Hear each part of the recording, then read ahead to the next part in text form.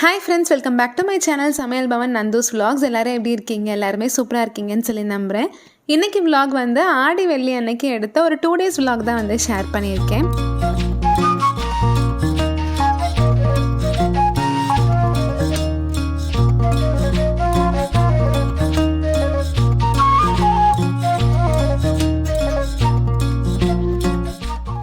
நம்ம வீடு வந்து அப்பார்ட்மெண்ட்டுங்கிறனால டெய்லியுமே வந்து போடுற கோலம் வந்து பார்த்திங்கன்னா கொஞ்சம் சின்னதாக தான் வந்து நான் போடுவேன். போட்டு முடிச்சுட்டு ஏதாச்சும் ஒரு 2 கலர் காம்பினேஷன் எடுத்து இந்த மாதிரி டாட் வச்சு விட்டுருவேன். அது பார்க்குறதுக்கு வந்து ரொம்ப அழகாக இருக்கும்.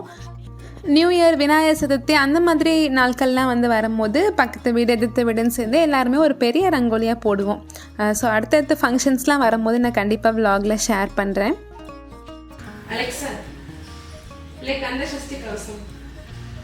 Here's Kandha Sasti Kavsam by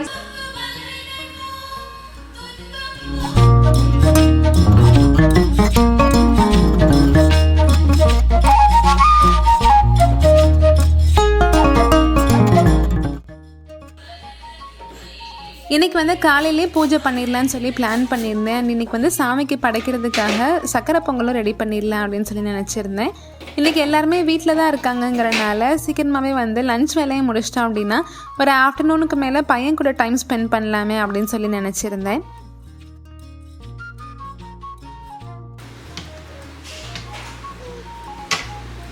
first எல்லாருக்கும் டீ போட்டு கொடுத்துட்டு நானும் குடித்ததுக்கப்புறம் வேலையை வந்து ஃபாஸ்ட்டாக ஸ்டார்ட் பண்ணிட்டேன்.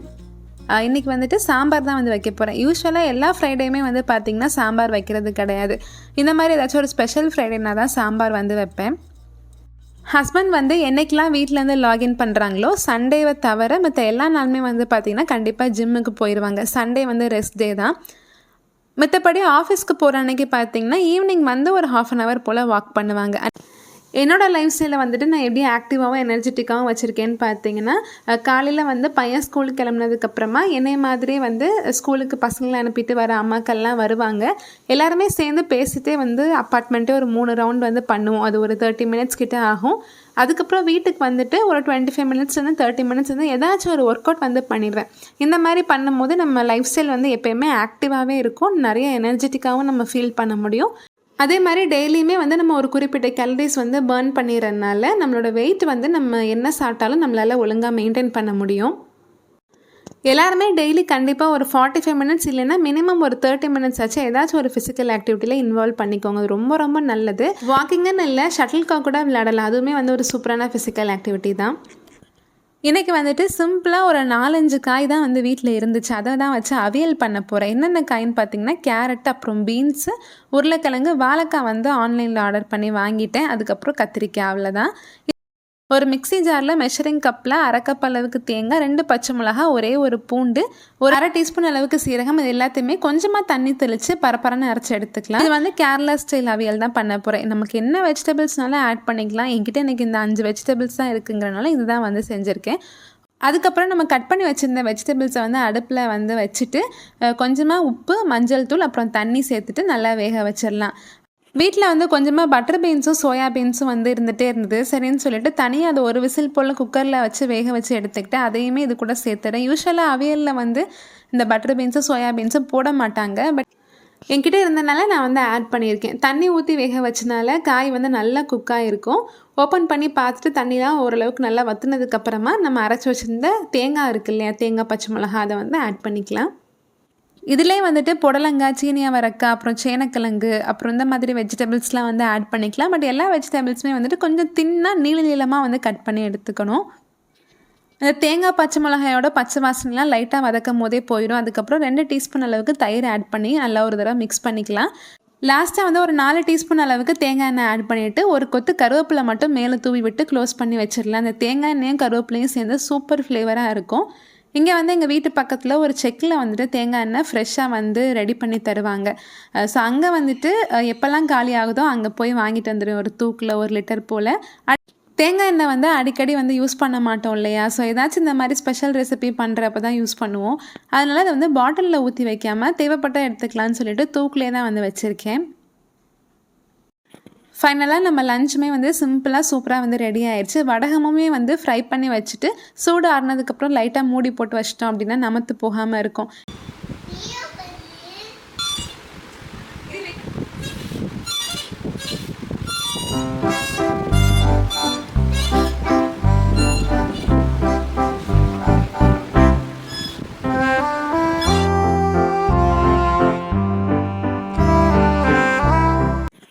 சாமிக்கு படைக்கிறதுக்காக ஸ்வீட் செய்ய போகிறனால ஃப்ரெஷ்ஷப் ஆகிட்டு வந்துட்டேன். முதல் நாள் நைட்டே பொங்கல் பண்ண போகிறேன்னு டிசைட் பண்ணனால பால் கொஞ்சம் எடுத்து வச்சுருந்தேன். ஏன்னா எங்களுக்கு பால்காரர் ஒரு 10 மணி போல் தான் வருவார். பொங்கல் பண்ணுறதுக்கு அளவு பெருசாக எதுவும் கிடையாது. 1 டம்ளர் அளவுக்கு பச்சரிசி எடுத்துக்கிட்டோம் அப்படின்னா ஒரு 2 டேபிள் ஸ்பூன் அளவுக்கு நம்ம சிறுபருப்பு எடுத்துக்கணும். அது ரெண்டையுமே கொஞ்சம் நேரம் தண்ணியில் ஊற வச்சுக்கலாம். 1 கப் அளவுக்கு பச்சரிசி எடுத்துக்கிட்டோம் அப்படின்னா மொத்தமாக 4 கப் அளவுக்கு தண்ணி சேர்த்துக்கணும். நான் இன்றைக்கி 1 கப் அளவுக்கு பால் சேர்த்துட்டு மீதி உள்ளதுக்கு 3 கப் அளவுக்கு தண்ணி சேர்த்துக்கிறேன். பால் சேர்த்து செய்யும் போது பொங்கல் இன்னுமே சூப்பராக இருக்கும். இதுக்கு வெல்லம் எவ்வளோ எடுத்துக்கணும்னு பார்த்தீங்கன்னா, நம்ம 1 கப் அளவு அரிசி எடுத்தோம் இல்லையா, ஸோ அதுக்கு 2 கப் அளவுக்கு பொடிச்ச வெல்லம் எடுத்திருக்கேன். அது கூட 1 கப் அளவுக்கு தண்ணி ஆட் பண்ணிவிட்டு நல்லா கரைச்சி எடுத்துக்கலாம், அதில் இருக்க தூசி இதெல்லாம் வர்றதுக்காக. இங்கே நம்ம சாதமும் நல்லா குழஞ்சி வந்துருச்சு. அதுக்கப்புறம் நம்ம கரைச்சி வச்சுருந்த வெல்லம், அப்புறம் ஏலக்காய், அப்புறம் முந்திரி பருப்பு நெய்யில் வறுத்து சேர்த்துக்கணும். அவ்வளோதான், சக்கரை பொங்கல் சூப்பராக ரெடி ஆயிடுச்சு. அதுக்கப்புறம் பூஜையும் பண்ணி முடிச்சிட்டேன்.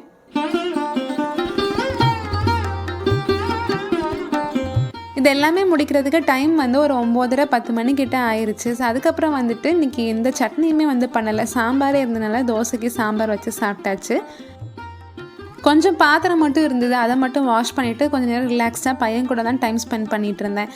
ஸ்கூல்னால் பார்த்திங்கன்னா யூஸ்வலாக காலையில் ஒரு 9 o'clock இருந்து 2 o'clock வரைக்கும் ஃபுல் பிஸிலே இருப்பாங்க இல்லையா. ஸோ அந்த டைமில் அவனுக்கு வீட்டில் என்ன பண்ணுறதுனே தெரியல. சுற்றி என் பின்னாடியே தான் வந்துகிட்டே இருந்தான். நானும் அவன் கூட பேசிகிட்டே தான் குக் பண்ணிகிட்டே இருந்தேன். ஸோ அதுக்கப்புறம் கொஞ்சம் நேரம் அவன் கூட விளையாண்டுட்டு இருந்தேன். நிறைய பேர் என்னோட டெய்லி வேர் கலெக்ஷன்ஸ், அப்புறம் குக்வேர் கலெக்ஷன்ஸ் இதெல்லாம் கேட்டிருந்தீங்க. ஒரு சப்ஸ்கிரைபர் சிஸ்டர் பிரிண்டரோட ரிவ்யூவும் கொடுக்க சொல்லியிருந்தீங்க. ஸோ எல்லாமே நான் அடுத்தடுத்த வீடியோவில் ஷேர் பண்ணுறேன். காலையில் பையன் மட்டும்தான் தோசை சாப்பிட்டான். நானும் ஹஸ்பண்டும் பொங்கல் தான் சாப்பிட்டோம். ஏன்னா ரொம்ப நாள் ஆச்சு பொங்கல் வீட்டில் செஞ்சு. அதனால் லன்ச் கொஞ்சம் சீக்கிரமாகவே பசிக்க ஆரம்பிச்சிச்சுன்னு சொல்லிட்டு ஒரு 12 o'clockலாம் சாப்பிட ஆரம்பிச்சிட்டோம்.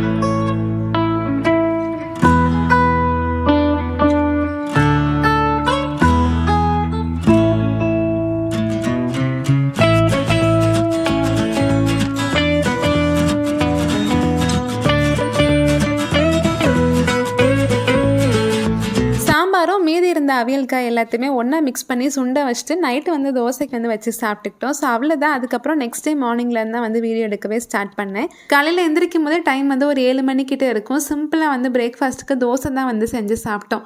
அதுக்கப்புறமா கொஞ்சம் நேரம் ரிலாக்ஸாக தான் டிவி பார்த்துட்டு இருந்தோம். வெளியே போகிற பிளான் எதுவுமே கிடையாது.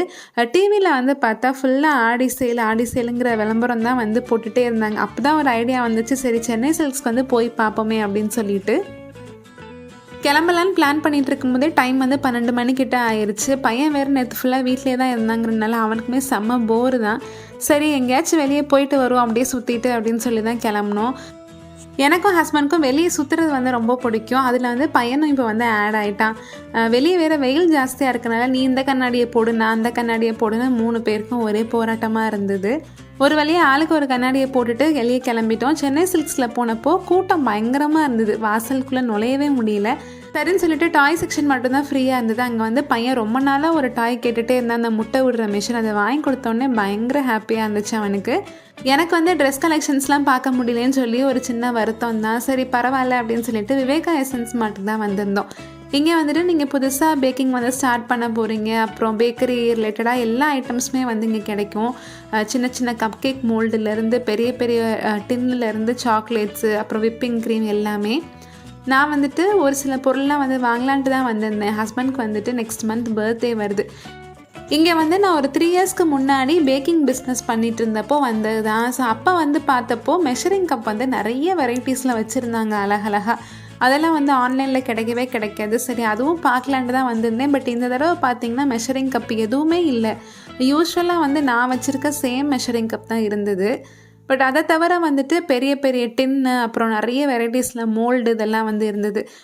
இங்கே மொத்தமாக வாங்குகிறோம் அப்படின்னா ப்ரைஸ் கொஞ்சம் கம்மியாகும். பட் சிங்கிள் பீஸாக வாங்கும் போது ப்ரைஸ் கொஞ்சம் ஓகேவாக தான் இருக்கும். அந்தளவுக்கு ஒன்றும் குறைக்க மாட்டாங்க. இது நான் ஷார்ட்ஸில் அப்லோட் பண்ணியிருந்தப்போ அந்த கடை எங்கே இருக்குதுன்னு சொல்லி கேட்டிருந்தேங்க. இது ஈஸ்ட் தாம்பரம் ராஜகீழ்பாக்கம் இருக்குது இல்லையா, ஸோ அங்கே தான் இருக்குது. வீட்டில் லஞ்சும் எதுவும் ப்ரிப்பேர் பண்ணி வைக்கல. அப்புறம் அந்த எசன்ஸ் மார்ட்லேருந்து கிளம்புறதுக்கே ஒரு 2:30 கிட்ட ஆயிடுச்சு. சரின்னு சொல்லிட்டு பக்கத்தில் டோமினோஸ் இருந்தனால அங்கேயே லஞ்ச் சாப்பிட்லான்னு சொல்லிட்டு போயாச்சு. நான் வந்து எப்பயுமே கொஞ்சம் டிஃப்ரெண்ட்டாக தான் ட்ரை பண்ணுவேன். ஹஸ்பண்டும் பையனும் ஏற்கனவே சாப்பிட்டதே தான் திரும்ப திரும்ப சாப்பிடுவாங்க. இந்த தடவை வந்துட்டு டாக்கோஸும் ஜிங்கி பார்சலும் வந்து வாங்கியிருந்தேன். பீஸாவை விட அது ரெண்டுமே வந்து நல்லா இருக்குன்னு சொல்லலாம். ரேட்டுமே ரொம்ப ரொம்ப கம்மி தான். வீட்டுக்குள்ளே போய் 2 நிமிஷம் கூட உட்காரல. பையன் வந்து உடனே இந்த புதுசாக வாங்கின பபிள் மிஷினை வச்சு விளையாடணும்னு சொல்லிட்டான். இது வந்து எவ்வளோன்னு சொல்லி கேட்டிருந்தீங்க. 160 ருபீஸுங்க. 3 பேட்டரியோடு சேர்த்து, அப்புறம் இந்த குட்டி பாட்டில் நிறையா சோப்பு வாட்டரும் சேர்த்து தான் கொடுத்துருந்தாங்க. பையன் வந்து அதை வச்சு எவ்வளோ என்ஜாய் பண்ணி விளையாண்டானோ அதை விட ஜாஸ்தியாக நானும் அவரும் தான் வந்து ரொம்ப என்ஜாய் பண்ணி விளையாண்டுட்டு இருந்தோம். ஏன்னா சின்ன வயசில் வந்துட்டு நம்ம ஒரு சின்ன பாட்டிலில் ஒரு சின்ன குச்சி இருக்கும், அதை வச்சு ஊதுனோன்னா ஒரு பபிள் கூட வராது, அதுவே கஷ்டப்பட்டு தான் வரும். இது நிறைய வரும்போது பார்க்குறதுக்கு ரொம்ப ஜாலியாக இருந்தது. டின்னருக்கு வந்துட்டு வெங்காயமும் தக்காளியும் போட்டு வெங்காய தக்காளி தோசை வந்து செய்யலாம் அப்படின்னு சொல்லி ரெடி பண்ணிட்டு இருந்தேன். வெங்காயத்தை வந்து சாப்பரில் போட்டு எடுத்துக்கிட்டேன்.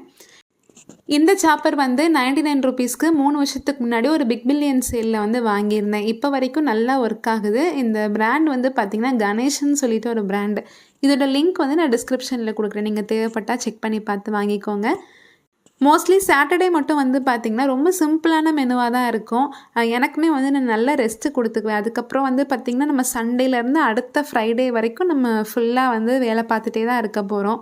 ஸோ சாட்டர்டே வந்து மோஸ்ட்லி தோசை 3 நேரமும் தோசை இருந்தால் கூட போதும். அதுலேயுமே இந்த வெங்காயம் தக்காளி தோசை வந்து எங்களுக்கு ரொம்ப பிடிக்கும். எந்த சைட் டிஷ்ஷுமே தேவையில்லை, ஜஸ்ட்டு பொடி மட்டும் இருந்து இந்த தக்காளி தோசை மட்டும் போட்டுட்டோன்னா அந்த புளிப்பு டேஸ்ட்டுக்கும் அந்த பொடியோட காரத்துக்கும் அவ்வளோ சூப்பராக இருக்கும்.